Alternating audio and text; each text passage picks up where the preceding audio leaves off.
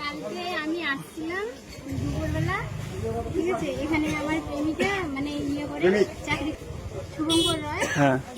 তো ওর সাথে দেখা করে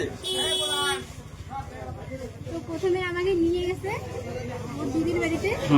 প্রথমে বলছে বাড়ি নিয়ে যাবো, কিন্তু বাড়ি নিয়ে যায়নি। পরে দিদির বাড়িতে নিয়ে গেছে।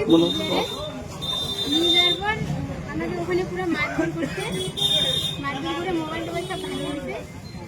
মোবাইল ভাঙার পরে আমাকে মানে অনেক কিছু করছে, করার পরে বাড়ি থেকে বাইরে করে থেকে সম্পর্ক। গোসাইহাট ব্যাংকে যখন ও চাকরি করতো তখন থেকে আমরা লোন নিয়েছিলাম ওর কাছে, তখন থেকে ওর সাথে সম্পর্ক। এখন চাচ্ছি যে আমার সাথে এতদিন সম্পর্ক করছে, সব কিছু হয়েছে, তো আমি ওকে চাই। তখন আমাকে ছেড়ে পালাই গেছে, ওখানে মারধর করে রাইখে আমাকে পালাই গেছে। আমি এখানে আসছি, আমি এখন চাচ্ছি যে ও আসুক এখানে, আসে কি বলে। যদি না আসে তাহলে এখানে আমি সুসাইড করবো। আমার কাছে আমি হাত কাটে একদম শেষ করবো। আচ্ছা। আমার নাম ঠাকুর। আজকে আসছি আমি, এই জায়গাটার নাম পানবাড়ি, বন্ধন ব্যাংক।